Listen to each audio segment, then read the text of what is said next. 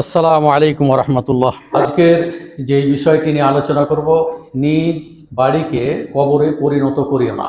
এটি একটি আল্লাহ রসুল সাল্লাল্লাহু আলাইহি সাল্লামের হাদিসের অংশ বিশেষ। এই বিষয়ের উপরে বেশ কিছু হাদিস আপনাদের সামনে পেশ করবে ইনশাআল্লাহ তাআলা। বুখারী বর্ণিত 23:11, বুখারী বর্ণিত 50:17, বুখারী বর্ণিত 50:18, বুখারী বর্ণিত 50:40, মুসলিম বর্ণিত 810, মুসলিম বর্ণিত 780 নম্বর হাদিস, তিরমিজি বর্ণিত 29 নম্বর হাদিস, আবু দাউদের 1400 এবং 1423 নম্বর হাদিস। আরও অনেক হাদিস আছে এই বিষয়ের সাথে সম্পৃক্ত। ইনশাআল্লাহ এই সংক্ষিপ্ত সময়ের মধ্যে আমি আপনাদের সামনে এই বিষয়টিকে তুলে ধরার চেষ্টা করব। ওমা তাওফীকি ইল্লা বিল্লাহ। আল্লাহ রাসূল বলছেন যে লা তাজআলু বুয়ুতাকুম মাকাবিরা ইন্নাশ শাইতানা ইয়ানফিরু মিনাল বাইত আল্লাযী ইয়াকরাউ ফীহি সূরাতাল বাকারা। আল্লাহ রাসূল সাল্লাল্লাহু আলাইহি ওয়াসাল্লাম বলছেন যে তোমরা তোমাদের বাড়িকে কবরে পরিণত করিও না। কারণ হচ্ছে যে ইন্নাশ শাইতানা, শয়তান কি করে, ইয়ানফিরু মিনাল বাইত, এই সূরা বাকারা পাঠ করলে সেই বাড়ি থেকে শয়তান কি করে, পলায়ন করে। এখানে হাদিসের প্রথম অংশে যেটা বলা হয়েছে যে তোমরা তোমাদের বাড়িতে কি করো, নিজ বাড়িকে তোমরা কবরে পরিণত করিও না। তার মানে কবরে যেমন সালাত আদায় করা নিষিদ্ধ, নামাজ পড়া নিষিদ্ধ, কোরআন তেলাওয়াত করা নিষিদ্ধ, আল্লাহ রাসূল সাল্লাল্লাহু আলাইহি ওয়াসাল্লাম বলছে এই কবরস্থানের মতো, কবরের মতো তোমাদের বাড়িটাকে তোমরা পরিণত করো না। তার মানে তোমাদের বাড়িতে তোমরা কোরআন তেলাওয়াত করবে, সালাত আদায় করবে। যেমন জুমার দিনে মানুষের ধারণা আছে মসজিদে জোহরের ন্যায় সুন্নাত পড়তে হবে, 2 রাকাত, তারপরে 4 রাকাত, এইভাবে জুমার আগেও বহু মানুষকে দেখা যায় এই আমলটা করে। কিন্তু আসলে কি এই আমলটা স্বীকৃত জুমার দিনে? না, এই আমলটি স্বীকৃত নয়। তাহলে কিভাবে?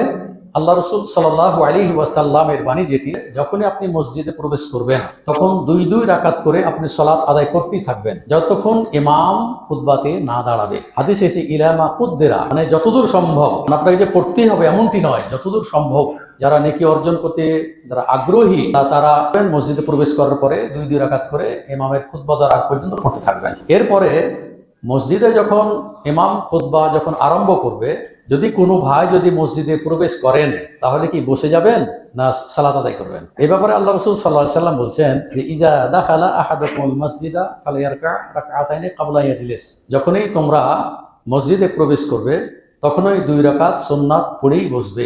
এটা হলো আল্লাহ রাসূলের হাদিস। বিশেষ করে জুমার দিনে সুলাইক নামে একজন সাহাবী, তিনি মসজিদে প্রবেশ করার পরে আল্লাহ রাসূল খুতবা দিচ্ছেন, তখন আসার পরে কি করলেন, তিনি বসে পড়লেন। আল্লাহ রাসূল সাল্লাল্লাহু আলাইহি সাল্লাম বলছেন কুম ইয়া সুলাইক সাল্লি রাকাতাইন ফালতাতাজাওয়াজ ফীহিমা, বলছে হে সুলাইক তুমি 2 রাকাত সংক্ষিপ্ত আকারে সালাত আদায় করে তুমি বসো।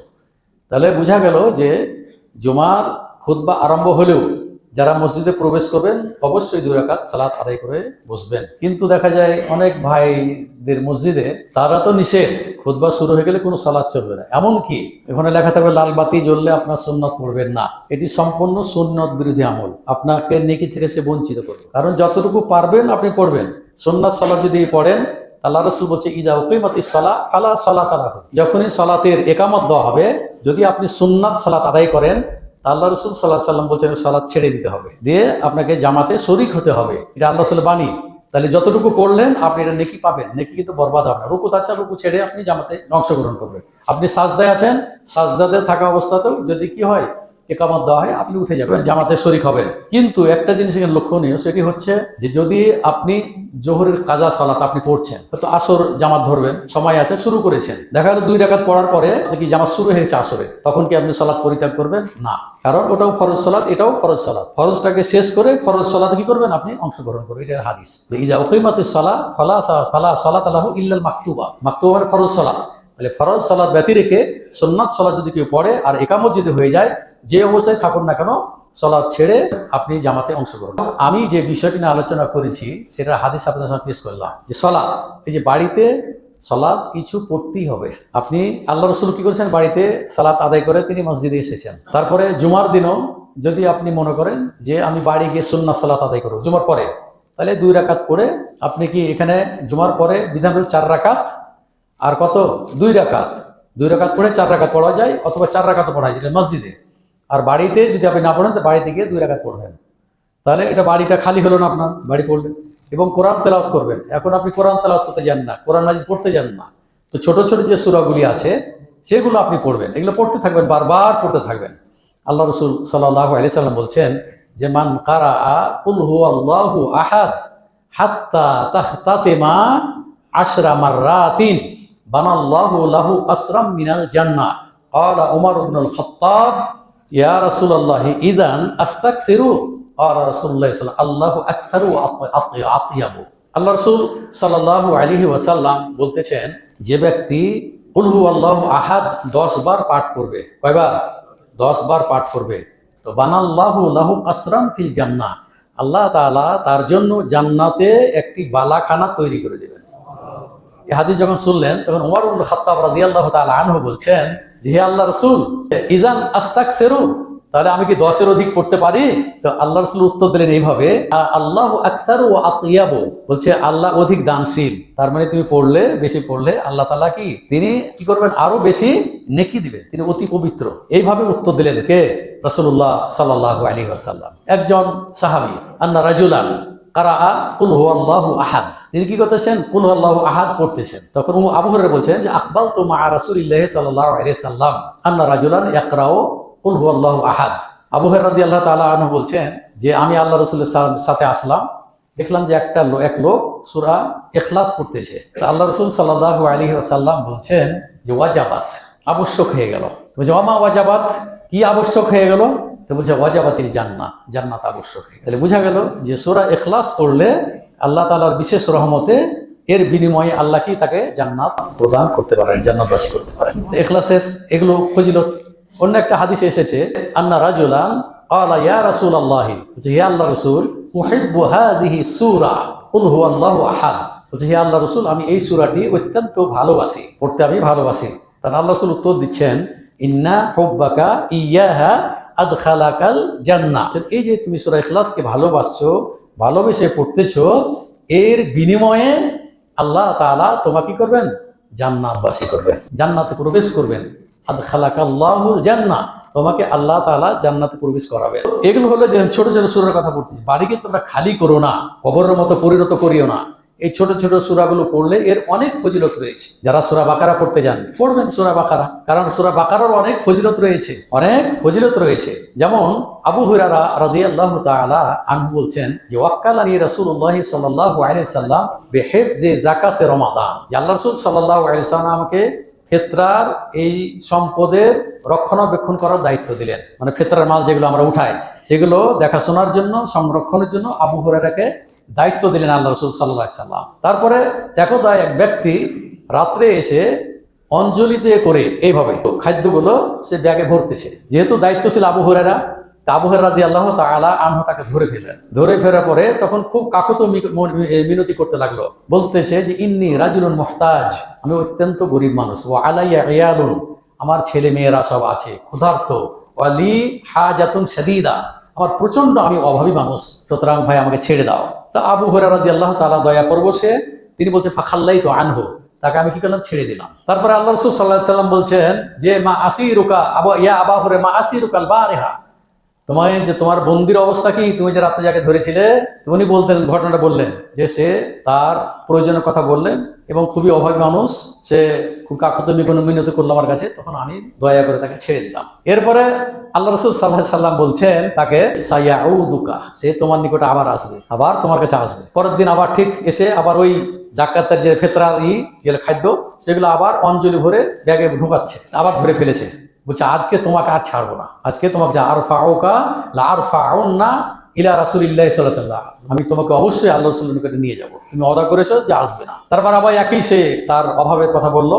আবু হুরায়রা রাদিয়াল্লাহু তাআলা দয়ালু মানুষ, মানে কি করলেন? আবার ওনাকে ছেড়ে দিলেন। ছেড়ে দেওয়ার পরে আবার আল্লাহ রাসূল জিজ্ঞেস করলেন, বলছে আবারও সে আসবে। ঠিক আবার এসে যখন ওকে ধরে ফেলেছে, চুরি করছিল, তখন বলছে দা আনি, আমাকে ছেড়ে দাও ভাই, তোমাকে আমি কয়েকটি বাক্য শিক্ষা দিব, যে বাক্যটি পড়লে ইয়ানফাউকাল্লাহু বিহা, আল্লাহ তাআলা তোমার উপকারে আসবে। এ কথা কে বললো? ওই লোকটি। দেয়া তখন বলছে ওয়াল্লিমুকা কালিমাতিন, তোমাকে আমি কতগুলো বাক্য শিখাবো। তারপর বাক্যগুলো কি বলছে? ইজা আওয়াইতা ইলা ফিরাশিকা, তুমি যখন বিছানায় শুইতে যাবে, ফাকরা আয়াতাল কুরসি, তখন তুমি আয়াতাল কুরসি পাঠ করবে। ফাইন্নাকা লা ইয়াজালু আলাইকা মিনাল্লাহি হাফিজ, বলা হচ্ছে যে তুমি যদি আয়াতাল কুরসি পাঠ করে রাত্রে ঘুমাও, তাহলে আল্লাহর পক্ষ থেকে একজন ফেরেশতাকে নিযুক্ত করা হবে। ওয়ালা ইয়াকরুবুকা শাইতান হাত্তা তুসবিহা, আর সকাল পর্যন্ত শয়তান তোমার নিকটবর্তী হতে পারবে না, তোমার ক্ষতি করতে পারবে না। এ কথা যখন বললো, তখন বলছে ওকে আমি কি করলাম, ছেড়ে দিলাম। যে আল্লাহ রসুল সাল্লাহ সাল্লামকে ঘটনাটা ব্যক্ত করলাম, বুখারী হাদিস 23-11 নম্বর হাদিস। যে আল্লাহ রসুলের নিকটে আবার গিয়ে ব্যক্ত করলেন, তখন বলছেন যে আমা ইন্নাহু সাদাকাকা ওয়া হুয়া কাযুব, বলছে এবার তোমাকে সে সত্য কথাটাই বলেছে, কিন্তু সে বড় মিথ্যুক লোক। তোমাকে কথাটা সত্য বলেছে, কিন্তু সে কি মিথ্যুক লোক। তখন আল্লাহ রসুল সাল্লাহ সাল্লাম বলছেন যে মান তুখা তেবু মুনজু সালাসা লায়ালিন, তুমি যার সাথে 3 দিন ধরে কথা বললে, তুমি কি তাকে চিনো, জানো সে কে? তুমি বলছে আল্লাহু ওয়া রাসূলুহু আ'লাম, বলছে আল্লাহ এবং আল্লাহর রাসূল কি অধিক জ্ঞাত, তিনি বেশি জানেন এই ব্যাপারে। কোনোদিনই সাহাবীরা বলতেন না যে আমি জানি, ন্যস্ত করে দিতেন আল্লাহ এবং আল্লাহ রাসূলের দিকে। তারপরে আল্লাহ রাসূল বলছেন যে যাকা শাইতান, সেই লোকটি ছিল কে? শয়তান।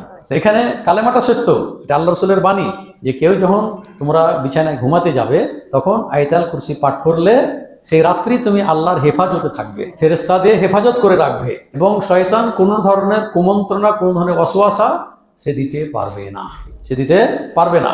এটা বুখারী 23-11 নম্বর হাদিস। আপনারা জানেন অনেকগুলো সূরার ফজিলত রয়েছে, যেমন আল্লাহ রাসূল সাল্লাল্লাহু আলাইহি ওয়াসাল্লাম বলছেন আবু দাউদের 1400 নম্বর হাদিস যে ইন্না সূরাতান ফিল কুরআনি 30 আয়াত, যে কোরআনের মধ্যে 30 আয়াত বিশিষ্ট একটি সূরা আছে। যে ব্যক্তি সূরা মুলক পড়বে, তার জন্য এই সূরাটি কিয়ামতের দিন সুপারিশ করবে হাত্তা গুফিরা লাহু, ক্ষমা না করা পর্যন্ত সে কি করবে? সুপারিশ করতেই থাকবে। এটি হলো সূরা মুলকের কি ফজিলত। এরপরে বিপদের সময়তেও আল্লাহ তাআলা কতক সূরা নাজিল করেছেন যে আল্লাহ তাআলা আপনাকে বিপদ থেকে রক্ষা করবেন। যেমন আব্দুল্লাহ ইবনে খুবাইব তিনি বলছেন খারাজনা মা রাসূলিল্লাহি সাল্লাল্লাহু আলাইহি ওয়াসাল্লাম, একদা একদিন রাসূলুল্লাহ সাল্লাল্লাহু আলাইহি ওয়াসাল্লামের সাথে আমরা একদিন বের হইলাম। বের হওয়ার পরে আমরা রাসূলুল্লাহ সাল্লাল্লাহু আলাইহি ওয়াসাল্লামকে হারিয়ে ফেললাম। তার কারণ ছিল যে সে রাত্রিটা ছিল লাইলাতু মাতারিন, প্রচন্ড বৃষ্টি হচ্ছিল, জুলমাতুন শাদীদা, মানে ঘোর অন্ধকার ছিল, যার কারণে আল্লাহ রসুলকে আমরা হারিয়ে দিয়েছিলাম, খুঁজে আর পাচ্ছিলাম না। তা আল্লাহ রসুল সাল্লাল্লাহু আলাইহি ওয়াসাল্লাম যখন পেলাম, তখন তিনি কি করছেন? কুল হুয়াল্লাহু আহাদ ওয়া কুল আউযু বিরাব্বিল ফালাক ওয়া কুল আউযু বিরাব্বিন নাস, তুমি এইটা পড়ো, এই 3টি সূরা। বলছে যে হিনা তুসবিহু ওয়া হিনা তুমসিউ ইয়াফআলু যালিকা সালাসা মাররাতিন, বলছে তুমি 3 বার করে সকালে এবং বিকালে যদি পড়ো, তাহলে আল্লাহ তাআলা এই ধরনের বিপদ থেকে আল্লাহ তাআলা কি করবে? তোমাকে রক্ষা করবে। এগুলো সকালে 3 বার, বিকালে 3 বার পড়লে আল্লাহ তাআলা আপনাকে অনেক বিপদ থেকে কি করবেন? রক্ষা করবেন। যেমন রাসূলুল্লাহ সাল্লাল্লাহু আলাইহি সাল্লাম অসুস্থ ছিলেন এবং অসুস্থ হয়ে তিনি মৃত্যুবরণ করেছিলেন। তা আয়েশা রাদিয়াল্লাহু তাআলা আনহা তিনি কি করেছেন? ওই মুআব্বিজাতাইন সূরা কুল আউযু বিরাব্বিল ফালাক আর কুল আউযু বিরাব্বিন নাস পড়েছেন, তিনি ফু দিয়েছিলেন। তো ফু দিয়ে আল্লাহ রাসূল সাল্লাল্লাহু আলাইহি ওয়াসাল্লাম কি করতেন? পুরো শরীরটাকে মাসাহ করতেন এবং হাত বুলাতেন। তো যেহেতু আল্লাহ রাসূল জীবিত আছেন, আয়েশা রাদিয়াল্লাহু তাআলা সূরা ফালাক আর নাস পড়ে তিনি আল্লাহ রাসূলের হাত দিয়ে কি করেছেন? ফু দিয়ে আল্লাহ রাসূলের হাতটাকে কি করেছেন? মাসাহ করে দিয়েছেন, না হাত দিয়ে তার শরীরটাকে মাসাহ করে দিয়েছিলেন। তো আল্লাহ রাসূল সাল্লাল্লাহু আলাইহি ওয়াসাল্লাম নিজেও চিকিৎসা করেছেন এই সব সূরা পড়ে। সূরা নাহলের 61 নম্বর আয়াত, সূরা ইউনূসের 49 নম্বর আয়াত। এখানে মানুষের যখন আজাল এসে যাবে, যখন মৃত্যুর নির্দিষ্ট সময় যখন এসে যাবে, তখন আর আগ পিছ হবে না, তখন সেই নির্দিষ্ট সময় দিয়ে তাকে মরতে হবে, সে মরে যাবে। এই যে চিকিৎসার কথা যেগুলো বলা হচ্ছে, কোরআন আয়াত দি, সূরা দি, এগুলো আমাদের আমল নেই। আমরা সবসময় ডাক্তারদের নির্ভর করি, ডাক্তার ওষুধের নিষেধ নাই। লিকুল্লি দাইন দাওয়াউন, প্রত্যেকটা অসুখের জন্য আল্লাহ তাআলা ওষুধ সৃষ্টি করেছেন। ফাইদা উসিবা দাওয়াউ দাই বারা বিইজনিল্লাহ, ঠিক মতো যখন ওষুধ যখন প্রয়োগ হয়ে যাবে, তখন আল্লাহর রহমতে সে কি হয়ে যাবে? ভালো হয়ে যাবে। চিকিৎসা করতে তো বাধা নেই, কিন্তু চিকিৎসা করার সাথে সাথে এই চিকিৎসা যেগুলো আছে এগুলো অবশ্যই আপনারা করবেন। মানুষ এখন হঠাৎ করে মৃত্যুবরণ করতেছে, চলে যাচ্ছে দুনিয়া থেকে, আপনাদের দেখছে। আপনার যে কখন আজাল বা মৃত্যুর নির্দিষ্ট সময় এসে যাবে, তা আপনি কি করে গেলেন এটা আপনাকে ভাবতে হবে। আপনার সম্পদের মধ্যে হারাম কিছু আছে কিনা এটা আপনাকে লক্ষ্য রাখতে হবে। আপনার ছেলে মেয়েদেরকে বৈষম্য করে জমি বন্টন করেছেন কিনা এটাকে আপনাকে দেখতে হবে। মানুষের আপনি জুলুম করেছেন কিনা এটা আপনাকে দেখতে হবে। আপনার সম্পদের মধ্যে হারাম জিনিস মিশ্রিত আছে কিনা এটাকে আপনাকে লক্ষ্য করতে হবে। আল্লাহ রাসূল সাল্লাল্লাহু আলাইহি ওয়াসাল্লাম বলছেন, যে বডি হারাম দ্বারা গঠিত হয়েছে সেই বডি কোন জান্নাতে যাবে না। আপনাকে চিন্তা করতে হবে। আল্লাহ রাসূল সাল্লাল্লাহু আলাইহি ওয়াসাল্লামের ক্ষমা করে দেওয়া হয়েছিল, জান্নাতের সুসংবাদ দেওয়া হয়েছে। তারপর আল্লাহ রাসূল সাল্লাল্লাহু আলাইহি ওয়াসাল্লাম বলছেন যে আমি দিনে 70 বারের অধিক আল্লাহর কাছে ক্ষমা এবং তওবা করতাম। ইন্নী আস্তাগফিরুল্লাহ ওয়া আতুবু ইলাইহি, হে আল্লাহ, তোমার নিকট আমি ক্ষমা চাচ্ছি এবং তোমার নিকট আমি তওবা করতেছি। এটি 100 বার একটা হাদিস আছে, মিয়াতা মাররাতিন শব্দ এসেছে।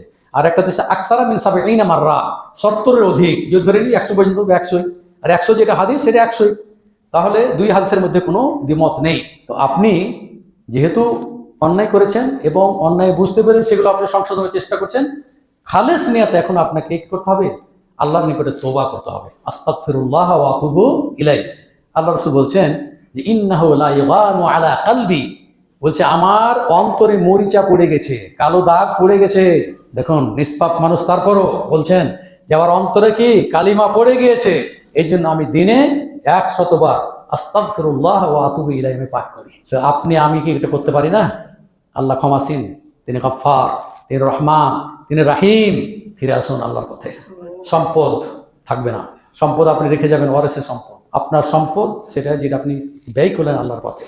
ফাইন্না মালাহু মা কাদ্দামা ওয়া মালা ওয়ারিসিহি মা আখারা, বুখারী 64-42 নম্বর হাদিস। আল্লাহ রাসূল বলছেন সম্পদ তোমার ওইটাই যেটা তুমি কি হয়েছে আল্লাহর পথে ব্যয় করেছো, আর সম্পদ তুমি যেটা রেখে গেছো তোমার ওয়ারিসের সম্পদ। ওয়ারিস যদি ভালো হয় হয়তো আপনার জন্য দোয়া করবে, আপনার জন্য কিছু দান খায়রাত করবে। আর ওয়ারিস যদি এরকম ধরনের মাতাল হয়, তারিখোর, মদখোর, ইয়াবাখোর, যত রকম খোর আছে, যদি এগুলো হয়ে যায়, হচ্ছে, এই সম্পদ আপনার ওয়ারিস যদি ভালো হয় তাহলে আপনার জন্য কল্যাণকর, আর ওয়ারিস যদি ভালো না হয় তাহলে আপনার জন্য অকল্যাণকর। আপনাদেরকে নসিহত স্বরূপ এটি বলবো আমি, যে নিজের জীবনটাকে আল্লাহমুখী করুন, মসজিদমুখী করুন, বাড়িটাকে পর্দার মধ্যে রাখার চেষ্টা করছে। বর্তমান ফিতনার যুগ, অশ্লীলতার যুগ, এই যুগে আমরা পড়ে গিয়েছি। আল্লাহ যেন আমাদেরকে এই ধরনের ফিতনা, ফাসাদ, অশ্লীলতা থেকে আল্লাহ যেন আমাদেরকে রক্ষা করেন।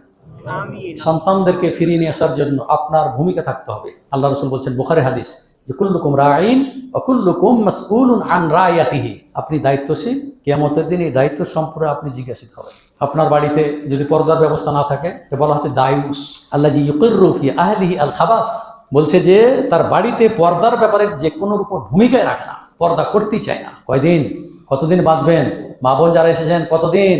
আপনি সংশোধিত হন, আপনার স্বামীর সাথে ভালো ব্যবহার করুন, স্বামীর সাথে সুন্দর আচরণ করুন। স্বামীর উচিত হবে স্ত্রীর সাথে ভালো ব্যবহার করা, তাহলে এই সংসার টিকবে। আর যদি স্বামী স্ত্রীর তর্ক বিতর্কে যদি লিপ্ত হয়ে যায়, ওই সংসার ভেঙে যাবে।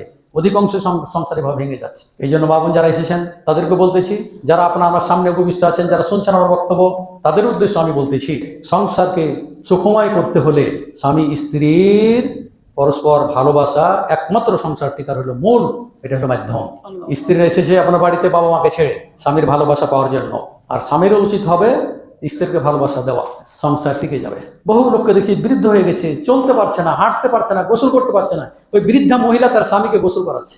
ওই যে একদিন বলেছিলাম, মনে হচ্ছে আমি একটা ডাক্তারখানা বসছিলাম, তো লোকটা টনটাইট হয়েছে, সাদা মানুষ, আর স্ত্রীটা কালো, কিন্তু মাজা পড়ে গেছে। তারপরে ওর স্ত্রীর হাত ধরে নিয়ে আসে লোকটি। তখন আমি অনেকক্ষণ চেয়ে দেখলাম যে লোকটির কত ভালোবাসা স্ত্রীর প্রতি। স্ত্রী মাজা পড়ে গেছে, ভাঁজ হয়ে গেছে, মাজা ধরে নিয়ে যাচ্ছে। তো এরাই হলো আসলে স্বামী স্ত্রী, এবং সংসারগুলো এইভাবেই টিকে গেছে। আর এখন তো পরকীয়ায় লিপ্ত, কি পেয়েছে সুখ ভোগে, মানে কি পেয়েছে এমন শান্তি, 10 মিনিটের শান্তি, স্বামীর সংসারে আগুন লাগিয়ে দিয়েছে। একটাই কারণ হলো যে আপনার বাড়িতে পর্দা না থাকার কারণে হলো এগুলো ঘটতেছে। আপনার পরিবারে ভারতের যতগুলো চ্যানেল আছে, সেই চ্যানেলগুলো দেখার কারণে আপনার পরিবারই ধ্বংস হয়ে যাচ্ছে। স্বামীর সাথে তর্ক বিতর্ক, এরপরে পরকীয়া, কে কার সাথে বিয়ে করতেছে, কোথায় বের হয়ে যাচ্ছে, এই সমস্ত জিনিস দেখে আমাদের এই মুসলিম পরিবারগুলো ধ্বংস হয়ে যাচ্ছে এবং যুব সমাজও ধ্বংস হয়ে যাচ্ছে। তাই আসুন, আপনাদের প্রতি আমার শেষ অনুরোধ থাকবে, আল্লাহকে ভয় করুন, মসজিদমুখী হন, সম্পদে যে হারাম কিছু থাকে দূরীভূত করার চেষ্টা করুন। আবার জীবদ্দশা থাকতে গেলে করে আল্লাহ হয়তো আপনাকে রক্ষা করবেন। আল্লাহর নিকটে দোয়া করি,